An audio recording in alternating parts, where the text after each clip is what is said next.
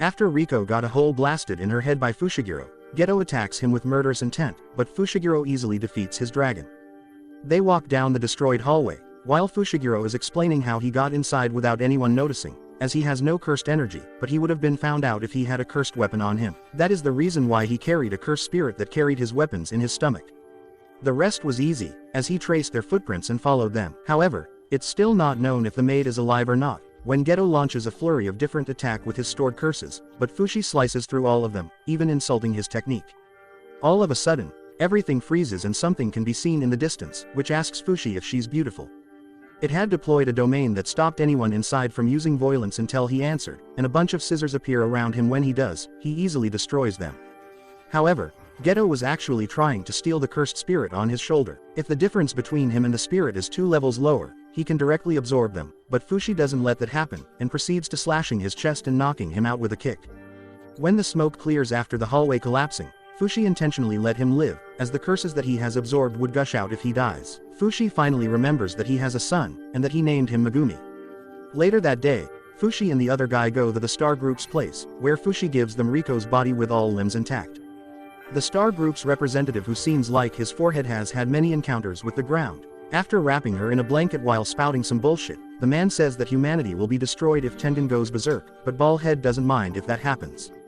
Fushi thinks that he has lost it. After Fushi and the other guy talk, he is walking alone, when he suddenly encounters Gojo, alive and kicking, which he can't believe. What happened was when Fushi stabbed his throat, he focused all his focus on using reversed curse technique and healed himself. However, he seems to have a screw loose. They begin fighting, but Gojo seems to be overpowering him, finally being able to use reverse curse technique red. Fushi doesn't seem to be injured when he reviews Gojo's techniques, thinking that he can deal with all of them. However, something doesn't seem right. Fushi launches a few attacks, but Gojo dodges them with a face that says that he doesn't have a care in the world, not even about Riko's death. When he finally gets his head back in the game, he has found out that Fushi is from the Zenin clan. That's why he knows so much about Gojo's technique, but there's one that only a few from the Gojo clan know of, the ultimate technique, purple.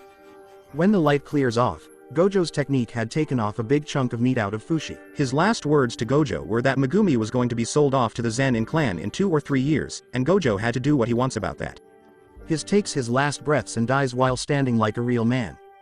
Subscribe and like the video if you wanna die like a real Chad. Later that day, we witness a disturbing scene which you can see. When Geto rushes down a stairway and opens a door, he finds people in white clapping their hands, which were directed towards Gojo carrying Riko's body. Geto can't recognize him at first because of the look in his eyes, when Gojo asks him if they should kill the white people. Sorry, that came out wrong. There was no point in doing that, as the real masterminds behind the group have hit the road. Gojo asks if it's necessary to have a point, and Geto deems it necessary.